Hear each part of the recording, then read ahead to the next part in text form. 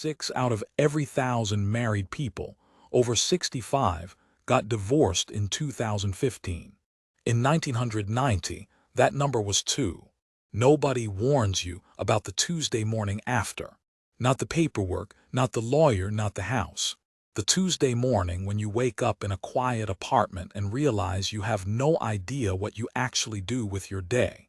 Because for 30 years, she was the one who knew.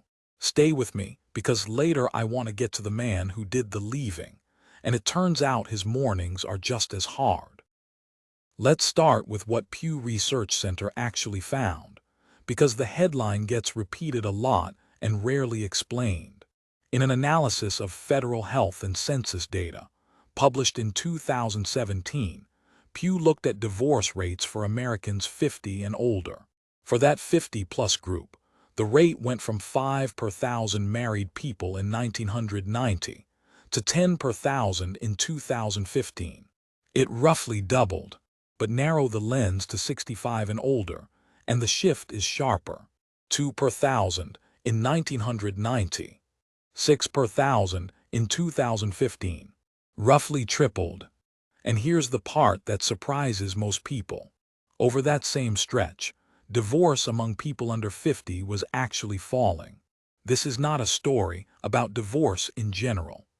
It is a story about something specific happening to older marriages. So the question isn't just why is this happening?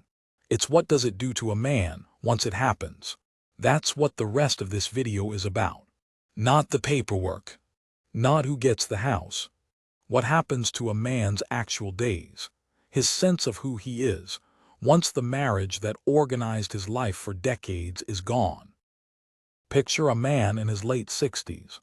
He didn't ask for this. His wife told him she wanted out, and 6 months later he's alone in a house built for 2. Nobody is judging him, and nobody should, because the data Pew collected doesn't tell us who initiated any of these divorces. It just counts the marriages that ended. For this man, the disruption isn't dramatic. It's structural. The psychologist Robert Weiss, in his 1973 book, Loneliness, The Experience of Emotional and Social Isolation, described 2 distinct kinds of loneliness. One is emotional isolation, missing a specific person. The other is social isolation, missing a place in a network of people. For men in long marriages, the wife is often the one who kept the social calendar. She remembered the birthdays, planned the dinners, kept the friendships alive. When she leaves, both kinds of loneliness can hit at once. Not just missing her, missing the whole social structure she was quietly running. That's the man who is left. But there's another version of this story, and it doesn't get told nearly as often. Now picture a different man. Same age, same length of marriage. He's the one who asked for the divorce. Maybe he'd been unhappy for years. Maybe something shifted in how he saw the time he had left. The psychologist Erikson, building on his stage theory of psychosocial development, described a stage in later adulthood he called integrity versus despair, discussed at length in his and Joan Erikson's 1997 book, The Life Cycle Completed. In that stage, people look back at the choices they've made and ask whether the life adds up to something they can accept. For some men, that reckoning lands on the marriage itself, not as a crisis, but as a conclusion.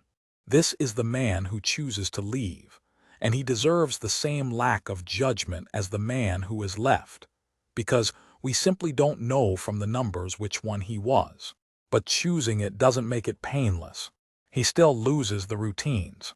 He still loses half the friend group, because in most marriages, friendships were built as couples, not individuals.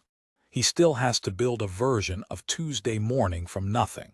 And that's the surprising part I promised earlier, the part most people get backwards. Leaving doesn't protect you from the disruption. It just changes who's holding the box of old photographs. Here's the piece that explains why this hits differently after 65 than it would have after 25. It comes down to 3 things psychologists have studied for decades: none of them unique to divorce, but all of them sharper in later life. First, social networks narrow with age. This is the foundation of socioemotional selectivity theory, developed by the psychologist Carstensen and described in her 1999 paper, Taking Time Seriously, a theory of socioemotional selectivity, published in American Psychologist. Carstensen's research found that as people perceive their remaining time as more limited, they deliberately narrow their social circle to the people who matter most. That's usually a good thing. It means older adults often report more emotional satisfaction from fewer, deeper relationships. But it also means that if one of those few remaining central relationships ends, there isn't a big backup network to absorb the loss. The circle was already small on purpose. Second, time itself feels different. Carstensen's same body of work describes how a shrinking sense of future time changes what people value.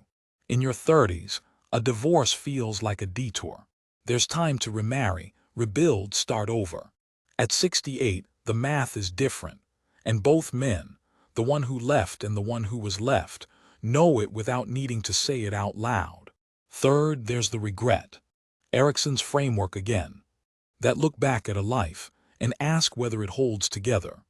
A divorce at this age doesn't just end a marriage.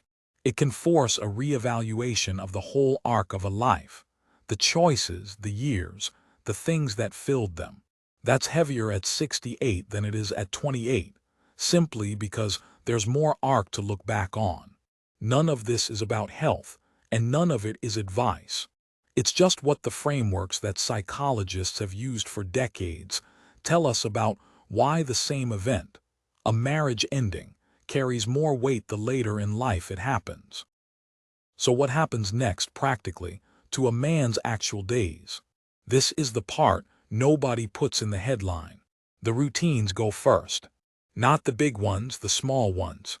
Who makes the coffee? What time the news goes on? Who's in the passenger seat on a drive to the store?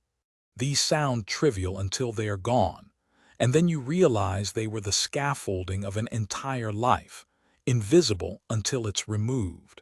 Then goes the social identity. Imagine a man who spent every Friday night at a couple's dinner with 3 other couples. After the divorce, those dinners often don't include him anymore. Not out of cruelty, just logistics.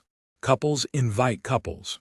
This is the social isolation Weiss described back in 1973, showing up in real time, in a real dining room, decades later. And then, eventually, for a lot of men, something else starts to happen.